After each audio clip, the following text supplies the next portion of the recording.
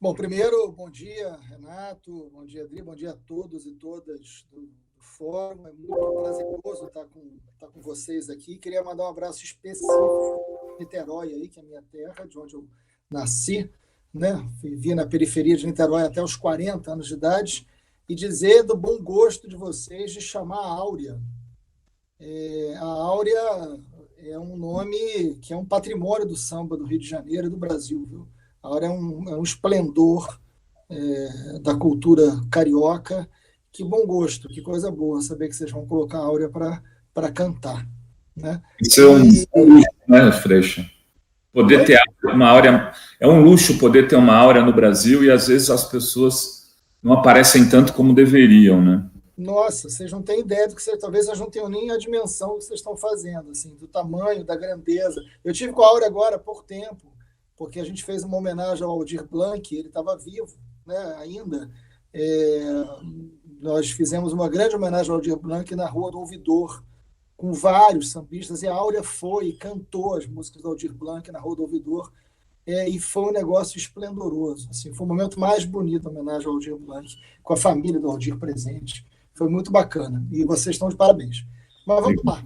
É, Enfim, dizer que essa minha decisão é uma decisão, primeiro, dura, é uma decisão difícil, é uma decisão feita com dor, mas, na minha opinião, eu pensei muito, não foi uma decisão feita sem diálogo ou sem muita reflexão, óbvio, né? Mas eu estou muito convicto, viu, gente, que a gente precisa de atitude, a gente precisa de um gesto, né? Nós estamos diante do fascismo. O fascismo não é algo que pode acontecer, o fascismo é algo que está acontecendo. Então a gente precisa, o fascismo não será decretado pelo Bolsonaro numa medida provisória. O fascismo começou a ser implantado no momento que o Bolsonaro foi eleito. Então, as suas relações com as milícias, as suas relações com determinados setores das tropas de polícia militar, tentando quebrar o monopólio da força e fazendo uma força presidencial armada, a sua tentativa de quebrar qualquer controle de armas e de munições e armar uma sociedade capaz de golpes e ações mais violentas contra adversários políticos, a sua participação efetiva e organizando e aliado a uma organização que tenta fechar Congresso, fechar Supremo. Então, estou dando coisas que são fatos, não são interpretações. As suas relações com milícias políticas, a informação no Brasil, como, por exemplo, esse criminoso acampamento dos 300. Enfim, há um fascismo em curso no país. E a correlação de forças não é das mais simples. A ideia de que as pessoas falam, por que não votam logo o impeachment? A razão é muito simples. Se votar o impeachment amanhã, a gente perde. O Bolsonaro tem no centrão uma aliança cada vez mais forte e no que há de pior da política brasileira. A gente está falando da tropa de choque do Eduardo Cunha, a gente está falando do Roberto Jefferson, a gente está falando de gente capaz de qualquer coisa, além de gente que brota do esgoto da política brasileira ao longo de tantos anos. Essa é a base parlamentar e política do Bolsonaro hoje, né? Então, diante deste quadro, e eu poderia ficar mais tempo aqui falando desse quadro, diante disso, nós não podemos ter o campo democrático, e perceba, Renato, eu estou falando do campo democrático, né? Não estou nem falando só da esquerda. Nós não podemos ter o campo democrático fragmentado, fragilizado e caminhando para o precipício. Não me vejo como uma pessoa que vai salvar isso, seria uma arrogância gigantesca da minha parte, mas eu acho que um gesto que é possível alimentar um debate, o início de uma tentativa, ainda há tempo, da gente fazer algo diferente que a gente fez até agora. Vou te dar um exemplo. Nós temos mais de 20 pedidos de impeachment, nenhum deles construído coletivamente, nem com a sociedade civil, nem com um conjunto maior de partidos. Todos buscando reafirmar determinadas forças contra outras dentro do mesmo campo. Isso é uma tragédia. Isso é uma tragédia, né? Em boa parte das capitais, que nós não podemos perder para o bolsonarismo, a gente não está conseguindo uma unidade, inclusive no Rio de Janeiro. O meu nome não foi capaz de gerar uma unidade. PSB e PDT não estão nesse projeto, o PCdoB talvez viesse, o PT veio desde o início, eu quero ser leal à verdade aqui, né? O PV com muita dificuldade, mas nós não conseguimos fazer uma unidade no lugar onde era tão importante derrotar o bolsonarismo. Então, mesmo eu já disputei 2 eleições, essa talvez seja a eleição com o melhor quadro inicial para mim, porque 2012 era muito difícil, eu estava concorrendo contra a reeleição do Eduardo Paes e com o Rodrigo Maia, e mesmo assim a gente chegou a 28% dos votos, e 2016 foi aquela tragédia para a esquerda, né? Onde a esquerda perdeu de cabo a rabo, eu fiquei em terceiro lugar durante toda a campanha, no final a gente conseguiu virar e ir para o segundo turno, e foi uma campanha belíssima, mas originalmente eram dois momentos muito mais adversos do que agora. Só que agora a gente tem uma pandemia e um pandemônio. A gente tem uma pandemia, uma crise sanitária que pode levar 1 milhão de brasileiros mortos, um governo fascista implementando fascismo nesse momento. Nós não podemos nos comportar como nos comportamos em todos os outros momentos, com erros e com acertos, mas principalmente com os erros. A gente precisa ter maturidade, a gente precisa olhar um para o outro com fraternidade. Não estou aqui eliminando as diferenças, mas seja qual for a diferença que exista entre os partidos do campo progressista, elas não podem ser maiores do que a necessidade de derrotar o fascismo. Derrotar o fascismo tem que ser central, porque senão não vai sobrar ninguém. Não vai ter meia vitória. Não vai ter vitória de um partido de esquerda e derrota do outro. Ou nós vencemos juntos o fascismo, ou todos nós vamos perder. Para mim, isso está muito claro. Né? Então, é um ato pedindo a unidade. Por isso que eu não vou, evidentemente, na minha fala, Renato, para concluir, fazer uma fala de reforço da divisão ou de críticas a um setor ou outro. Porque se eu estou tomando esse ato com um ato chamando para a unidade, eu não posso ter nesse ato algo que aumente a dificuldade. Né? Então, o objetivo, evidentemente, é a unidade. Então, é um ato carregado de reconhecimento das dificuldades, dizendo, olha, vamos construir alguma coisa que unifique. O que a gente tem que fazer para isso? E é o início que a gente está tentando. Agora, quando você fala de construir unidade, no primeiro momento você falou do campo democrático e no segundo momento do campo progressista. Eu, aqui do meu lado, entendo isso de forma diferente. Queria te fazer essa pergunta. No campo democrático, eu incluiria o Eduardo Paes. No campo progressista, eu não incluiria o Eduardo Paes. Você, ao retirar a candidatura, faz um sinal para ampliar isso até o Eduardo Paes ou não? Não. O Eduardo foi meu adversário de vida inteira aqui. Eu acho que existem 2 lugares de aliança. A aliança no campo democrático é a aliança institucional, a aliança que a gente tem dentro do Congresso, a aliança de iniciativas, por exemplo, de impeachment. Essa é uma aliança necessária. O pacote Moro, que eu já conversei com você sobre isso. Nós derrotamos o excludente de ilicitude. Ali teve uma grande aliança com o centro e com a direita. Né? E ali é uma aliança democrática para derrotar o Sérgio Moro. Essa é uma aliança democrática importante. A aliança que eu chamo de progressista, você tem toda a razão de diferenciar, ela é uma aliança de tática eleitoral. Né? A notícia que eu tive aqui no Rio de Janeiro é que o Eduardo Paes estava conversando com o Rodrigo Amorim para tentar uma composição de chapa. O Rodrigo Amorim, só para lembrar quem está assistindo a gente, foi o cara que rasgou a placa da Marielle Franco e é um cara dos mais violentos da extrema-direita do Rio de Janeiro. Então, evidentemente, isso não está no campo democrático nem no campo progressista. Né? Eu tenho muito diálogo com o Eduardo. O Eduardo é um adversário. Mas o Eduardo, em vários momentos, namorou o fascismo. No segundo turno da eleição do governo, onde ele enfrentou o Witzel, eu votei no Eduardo Paes e pedi voto para o Eduardo Paes no segundo turno, contra o Witzel. Mas, naquele segundo turno, em nenhum momento ele se diferenciou do Bolsonaro. Não fez isso. E ele errou naquele momento. Né? Então, assim, esta fragilidade ideológica do Eduardo no sentido do enfrentamento ao fascismo, que é a pauta central do que a gente está dizendo aqui, evidentemente o coloca no campo democrático, mas não o coloca no campo progressista. Vai depender, é uma eleição de 2 turnos no Rio de Janeiro, em várias capitais. Eu espero que a gente consiga, no Rio de Janeiro, no campo progressista, um nome que unifique, é por isso que eu vou batalhar, e que se o meu nome não for possível, eu retiro o meu nome e batalho para que um outro nome possa gerar a unidade. Vamos tentar isso. Eu tenho reunião com o PCdoB hoje, tenho reunião com o PT amanhã, tenho conversas com o PSOL permanente. Eu vou insistir eu não estou saindo para não participar. Eu estou saindo para participar e para buscar uma unidade que o meu nome não foi possível. Né? Ok, mas vamos conversar, então. Com que nome é possível? É possível uma unidade? Porque se não for, mas a gente não pode deixar de tentar com todas as formas. Né?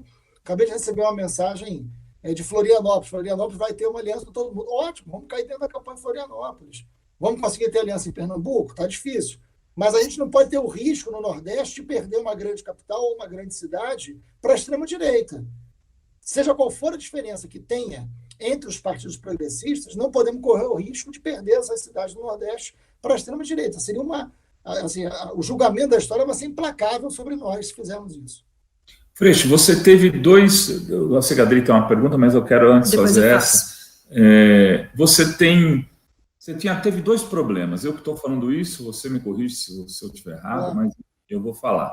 Você teve dois problemas, um interno dentro do PSOL e outro externo dentro do campo progressista, pelo PDT e PCdoB e outros partidos que insistiam em lançar candidatura própria. O do PSOL foi a candidatura do Cinco e do Veito, né?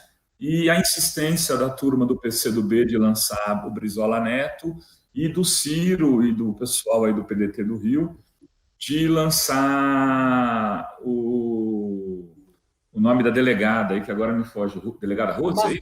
Marta Rocha. Marta Rocha, delegada Marta Rocha. São esses os problemas, né? Ou tem mais algum que eu esqueci? Não, problema é o que não falta para a gente nessa vida, mas enfim, esses são reais e imediatos, mas é importante diferenciar cada um deles e esclarecer também, para ser justo. Primeiro que o PCdoB, eu tive um diálogo excelente, e o próprio Brizola teve uma postura muito digna no final, já admitindo uma possibilidade de aliança, estava muito avançado o debate com o PCdoB. Partindo, inclusive, do próprio Brizola Neto, uma posição muito, muito madura. O PSB e o PDT não era um problema local do Rio de Janeiro, esse é um problema nacional, esse é um problema que tem a ver com o Ciro, inclusive, né? Eles, por exemplo, não estão apoiando a Manuela Dávila no Sul, então não é um problema comigo, né? Eles, enfim, têm vários problemas no Nordeste, entre o PT versus PSB e PDT. Então, esse problema do Rio de Janeiro não era um problema carioca, vamos dizer assim. Esse é um problema nacional que nós vamos ter que resolver. Esse meu chamado a esse debate é muito nacionalmente para este ponto específico da divergência do campo progressista, né? E eu não estou aqui dizendo que o Ciro possa ter ou não ter razão das críticas que faz, mas não é possível que a gente desconsidere o fascismo. Não é possível que isso aconteça, né? Dentro do PSOL, para ser muito justo também, a gente tinha maioria bastante considerável para garantir esta aliança.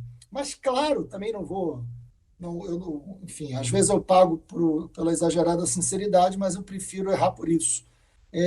Mas é claro que mesmo a gente tendo maioria, mesmo que sendo legítimo qualquer candidatura dentro de um partido, mas eram candidaturas para impossibilitar as alianças, não eram candidaturas para disputar projeto, né?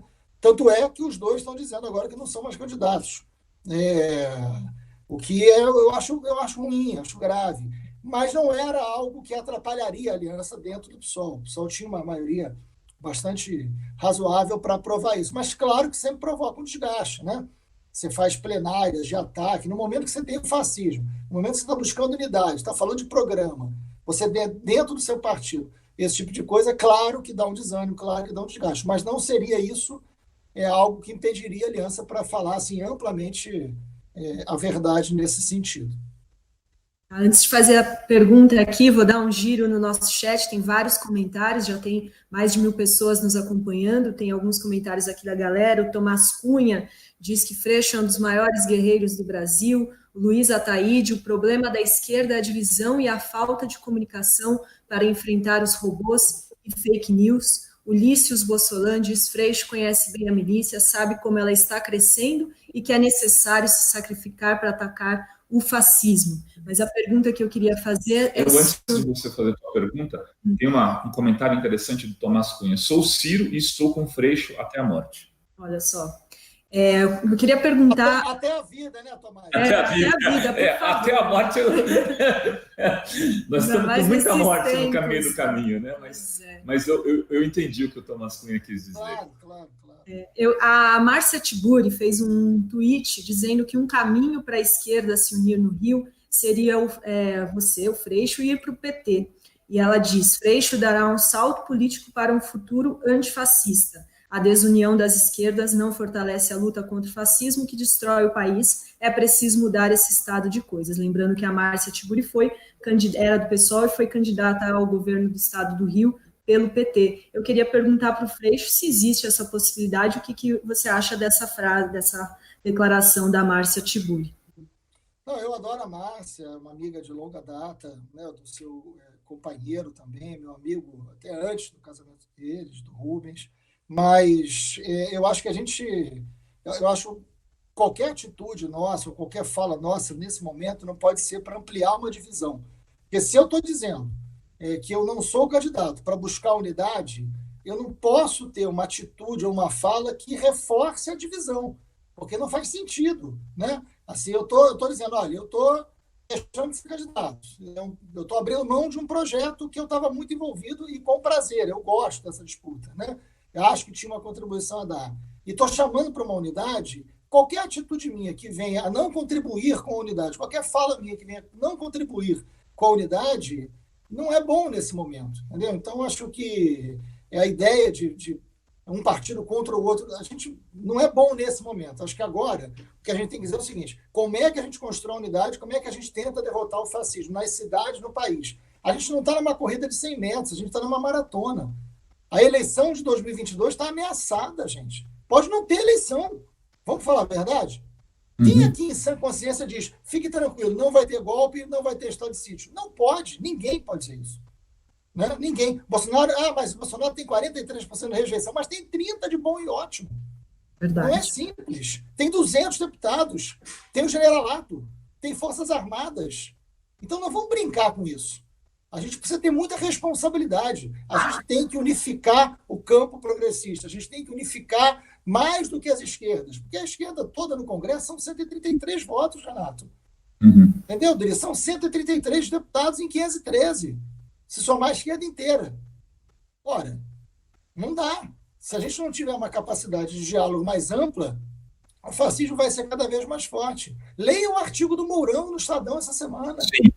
Leiam o artigo do Mourão, vejam o que o vice-presidente, que é quem assume em caso de impeachment, né, está dizendo. Vejam o que o vice-presidente está dizendo. Eu aconselho muito a ler o artigo do Mourão, né, para a gente entender qual é o chão que a gente está pisando. É isso. O Freixo, eu vejo se eu entendi direito. Você retira sua candidatura para construir uma unidade. Para tentar, né? Para tentar. Se as pessoas agora, né, depois desse, perceberem que a única possibilidade de unidade, alguma unidade no Rio é o teu nome, você está à disposição. Mas eu não fiz esse movimento para isso. Isso seria meio Jânio Quadros, né? Eu não fiz esse movimento para isso. Na verdade... Luiz, porque o contrário disso, fazendo uma leitura do cenário atual, é um monte de candidaturazinhas. É isso que a gente tem que evitar. É isso que a gente tem que evitar. Então, por exemplo, eu tenho reunião com o PCdoB hoje. Existem nomes. Eu não quero antecipar para não atrapalhar, mas existem nomes importantes. Talvez, enfim, nomes, inclusive, novos, que não disputaram. Eu sempre trabalho. Eu tenho uma frase minha aqui, quem é da minha equipe fica brincando, repetindo isso para gozar da minha cara, que eu falo sistematicamente que a luta política é pedagógica, né? Eu sempre tive uma preocupação muito grande de formação, até porque eu sou professor, trabalhei com alfabetização de adultos em presídio, com o método Paulo Freire, então eu acredito muito no processo de formação. Então, por exemplo, o Flávio Serafini, que é deputado estadual, deve ser candidato em Niterói, inclusive, ele foi meu assessor, a Marielle foi minha assessora, a Renata Souza foi minha assessora, a gente tem o Henrique Vieira foi meu assessor. A gente tem um trabalho muito grande no meu grupo de formação e de renovação política. Talvez seja a hora de um nome que possa dialogar com símbolos importantes, mas que a gente consiga unidade, pelo menos uma unidade de parte, né? Eu acho que assim, entre o PT e o PCdoB e o PV, é um debate que tem um nível de facilidade, porque já estava sendo construído, com o meu nome. O PSB e o PDT, ele não é um problema que começa e termina no Rio de Janeiro. Por mais que, assim, a minha relação com o Lupe, para ser muito correto, foi muito boa. Eu estou há mais de um ano conversando com o Lupe.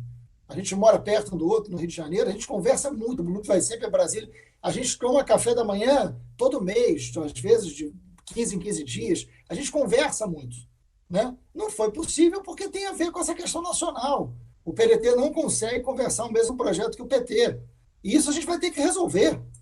Porque eu, particularmente, não vejo, independente das críticas ao PT serem mais ou menos corretas ou justas, não vai ser possível construir uma luta vitoriosa contra o fascismo sem o PT. Isso não vai acontecer. Independente de qualquer avaliação que as pessoas tenham sobre o PT é o maior partido do Brasil. O PT tem a sua importância gigante. Né? Então, a ideia de construir uma vitória contra o fascismo sem o PT, ela não é factível, ela não é real. Então, vamos ter uma conversa com o PT que seja olho no olho. Né? Eu venho de um lugar onde o olho no olho é muito importante, onde as coisas são faladas olho no olho, onde palavra vale. Né? Então, e eu não abro mão disso. Então, assim, o que eu ganhei na vida política foi muito por isso. Então, vamos chamar o PT para uma conversa franca e dizer, olha, esses erros cometidos até aqui não podem, vamos construir, vamos pactuar uma outra coisa daqui para frente, mas sem o PT não vai acontecer. Então, qual é o papel que o PT vai exercer nisso? Não pode ser hegemônico? Vamos conversar, vamos falar. Né? A gente não tem... Que projeto é esse de esquerda que não é mais possível conviver com fraternidade e com sinceridade? Se a gente não tiver fraternidade e sinceridade, é porque a gente deixou de ser esquerda, vamos falar a verdade. E para terminar, Freixo, que eu sei que você tem tantos compromissos hoje, o PSB, acho que tem um... Se eu estiver errado também, você me corrija, mas tem o Molon, né? O Molon é candidato, ele não é uma pessoa que está impedindo um pouco essa aliança aí contigo? Olha, o Molon é um rapaz muito arrumado, é um rapaz muito educado, mas a informação que eu tenho é que ele não é candidato e que ele apoiaria a delegada Marta Rocha. O Molon, sem dúvida alguma, ele tem dificuldade de apoiar a gente, porque imagina que tenha uma disputa de projeto com a gente, de espaço com a gente. Eu acho que, nesse momento, isso precisa ser revisto, porque não há disputa entre a gente diante do fascismo, né? Não tem esse cabimento. Mas foi uma pessoa com quem eu não consegui sequer fazer uma única reunião, apesar de ter pedido isso pelo menos umas 7 vezes, e não consegui. Ao contrário do Lupe, que eu me reuni, sei lá, dezenas de vezes, com o Molon não foi possível fazer nenhuma reunião, porque ele não aceitou. Mas acho que o PSB tem um problema aí que é mais nacional. Mas existe esse problema local no Rio de Janeiro com ele, sim. Não vou mentir, não. Beleza. E quais são os próximos passos, então? Olha, a decisão saiu hoje, né? Assim, publicizada hoje, de ontem para hoje. Hoje eu já converso com o PCdoB, vou conversar com o PT, estou conversando com o PSOL sempre, com vários setores do PSOL. Ainda está muito no efeito do impacto, né? As pessoas ainda estão assimilando, muita gente entendendo. Eu acho que, hegemonicamente, pelo menos nas leituras de rede, as pessoas sendo muito favoráveis ao ato, mesmo com tristeza, mesmo com preocupação, mesmo com tensão, mas o que eu estou recebendo hegemonicamente assim, é uma compreensão de que é isso. Isso me conforta, né? Não me alivia, mas me conforta, porque, de alguma maneira, muita gente dizendo que tem que ter unidade. Ou seja, eu não estou errado quando eu faço isso, né? E vamos ver de que maneira a gente, conversando com os companheiros e companheiras, chega a um lugar diferente do que nos trouxe até aqui. Até porque, para o pessoal, isso é muito ruim, né, Freixo? Vocês têm a cláusula de barreira esse ano e imagino que o partido contava com esses votos, né? A cláusula de barreira é dada pelo número de deputados federais. A gente conseguiu atingir os 10 deputados federais, né? Aqui no Rio a gente elegeu 4. Então a gente conseguiu chegar a 10, a gente atingiu a cláusula de barreiras. Isso é medido pelo número de deputados. Então, essa votação, claro que ela conta, mas, enfim, eu acho que a gente pode ter... Eu ainda acredito mesmo, não estou falando essa boca para fora, que a gente consiga algum nível de unidade no Rio de Janeiro e em outros lugares do Brasil. E eu acho que esse debate, eu espero que essa atitude gere um debate com um nível de fraternidade maior entre nós. E que outras pessoas em outros estados do país passem a fazer o mesmo gesto para se encontrar os candidatos que sejam melhores. E aí pode ser, de novo, a própria pessoa, como no teu caso e em outros casos. É assustador para mim, eu quero dar um depoimento aqui, que as pessoas não se deem conta do estágio que o fascismo está atingindo na sociedade brasileira. Né? Quando você lê Hannah Arendt, quando você lê autores que trabalham com a temática, você fica assustado de ver as semelhanças do que aconteceu na Itália de Mussolini, na Alemanha de Hitler,